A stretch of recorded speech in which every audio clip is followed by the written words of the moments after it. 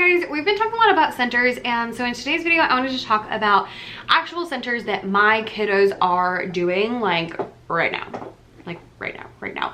I used to film videos every week about what my students were doing each week, which I loved, but honestly it just was like really exhausting, and so I needed to cut something, and that was the thing that got cut. But in that I really miss talking about all the things we're doing right now, so I wanted to talk about some center stuff that we're doing, and so I brought my center stuff home with me and we're gonna chit chat. So let's get started.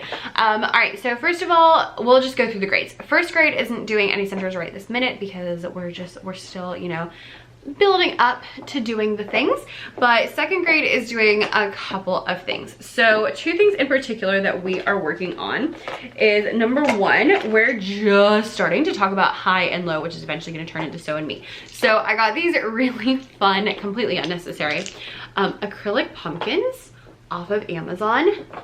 They're so cool. They're nice and small, but I got them specifically to do composition. So I got a whole bunch of these acrylic pumpkins. I ended up getting two. I probably could have been fine with just one pack. And we're using them to show high and low. Right now we're just doing high and low, and then we'll add the staff in a little bit later, but they went bananas when I pulled them out. They thought they were like the coolest things ever, and they were super excited. I love them personally because they're much sturdier than mini erasers, and they're more fun than bingo chips, because I usually use bingo chips, but they're just so much fun. But they're like sturdy, like they're not gonna break like mini erasers always end up breaking. These I got off Amazon. They have them in like every different shape. So there's like snowflakes and Christmas trees and hearts, and like I want all the things. And so we'll see how I like them and if I continue that. You could also use them for writing rhythms for, you know, like one sound versus two sounds and stuff like that. You could also just use, what I was going to do was laminate some orange paper and then cut out little pumpkins, but we were having laminating issues at school, and so I did not do that, and I bought these instead, and I am obsessed and I want to buy all of them now. So there's your fun unnecessary purchase of the moment. Second grade is also doing an activity. I didn't bring it home, but we are doing a feed the monster activity. So what they do is they read a card that has a high-low pattern on it. Right now we're just doing like little dots, and then once they read it, they get to feed it to the monster until all of the cards are gone. So that's just a really fun way to get them reading the cards. It's not hard. You can use it for rhythm or melody or anything. It's just a really simple way to, you know, make things a little more exciting. All right, third grade is currently doing Kaboom. We haven't actually started our fall lessons yet because they're still working on Hispanic Heritage Month, but we did learn how to play Kaboom, which is my favorite game in the world. Kaboom is a really simple one. The kids get a cup full of cards, they pull out a rhythm, read the rhythm, or you can do melody, or you can do instrument the orchestra, you can do it with anything, but we're using it for rhythm for quarter rest. So they pull out a rhythm, they read the rhythm, and then if they get it right, they keep it. If they get it wrong, they put it back. If they get one that says Kaboom, they put all of their cards back. It's so simple, but it is so much fun, and my kids like absolutely love it. We actually are also doing it with fifth grade, and fifth grade was like super excited when I told them we were gonna play Kaboom. They're like, yes, Kaboom, and they were so excited, which is one thing I love about it, because once you teach it once, you can use that same game with any concept in the world, and the kids already know how to play the game, so just the concept is new, which is glorious and a great way to practice different things. Fourth grade is working on 16th notes, and so they are doing two activities. The first thing they're doing is a little composition activity where they get different cards with different Halloween things on them. So we have like candy corn, spells, dead tree, all sorts of different things, and they are making patterns. This we're doing before they learn 16th notes, so they have one card, I didn't bring it home, that just has a picture of a jack-o'-lantern, and it says jack-o'-lantern, but it doesn't have the rhythm on it.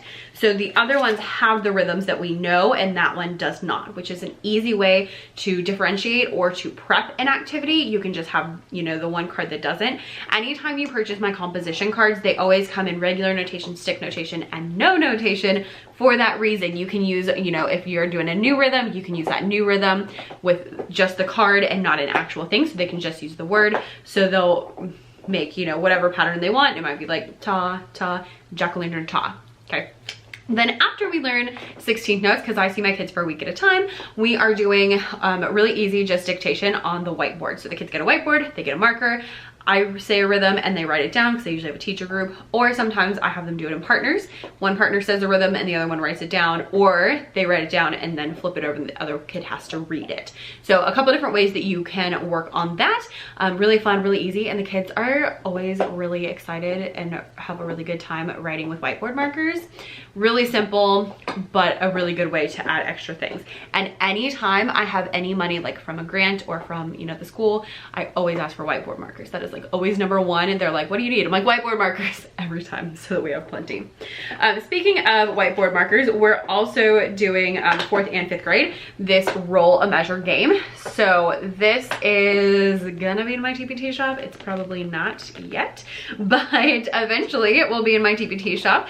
And so it's really fun. Basically all the kids get a card and they have different time signatures. They also have different rhythms, so do like print out the ones you want.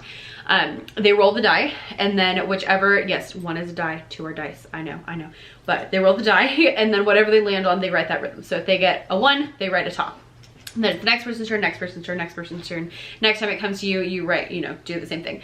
And the person who wins is the first person to fill up the measure without going over. So you can't go over. So if you're, you know, at 7 beats and you get a half note, you gotta wait a whole nother turn before you can go again, which makes it a little bit more complicated, a little bit more fun. The kids had a really good time, and I could very quickly see who was understanding meter, beats per measure, that kind of stuff.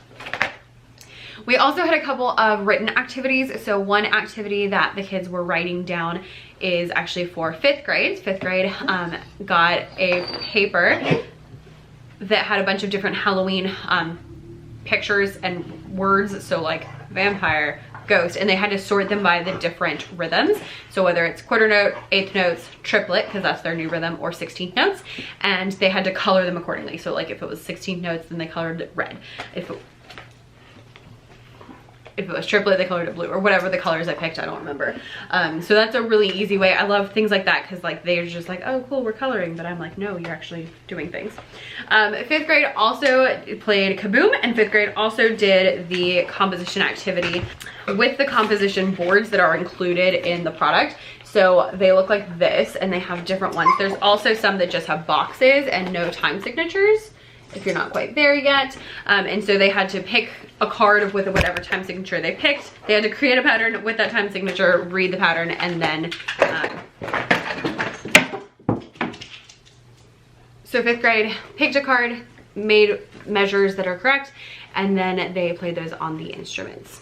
And the last activity that we've been doing in center / group work, because not all of this was a centers day, is just playing rhythms on the xylophone. So I just printed off these monster rhythm cards because, you know, your girls just gotta have a theme for all of my lessons. So I'm like, we need to have a theme. So we went with monsters because we have all the Halloween stuff.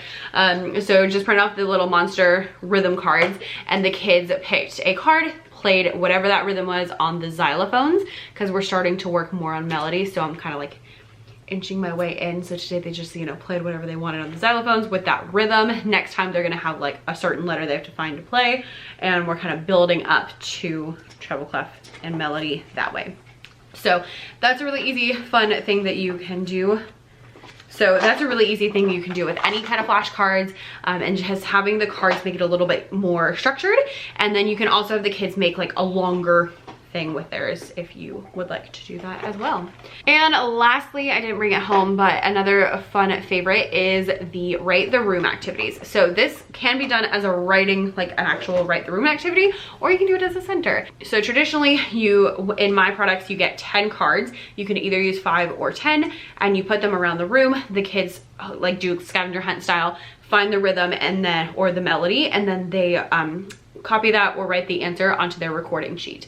You can also do it in centers, which is really helpful. So I just put all the cards at the center, and the kids just flip through the cards and write the answers or copy it onto their recording sheet, which is a really easy way to make that happen if you don't want kids moving all around the room, or if you want to do it during centers. Really easy way to do that. So highly recommend that one if you've never tried it. And we started with the fall ones, and now we're doing Halloween because we're a little closer to Halloween. So that is all the centers and group work that my kiddos are doing this month. Some of it more centers, some of it more group work. It's all kind of the same thing, just centers. It's more like when you're like, we're doing this, and then you rotate and you rotate and you rotate. So that's why it just, and then group work being more like, all right, everyone's doing the same thing, but in groups. So that's kind of what I see as the difference, but it doesn't really matter. Those are the things we're doing. I will link everything I can link down below, and I would love to know your favorite, like, fun fall Halloween centers. So leave those down below in the comments. Thanks so much for watching. See you next time. Bye.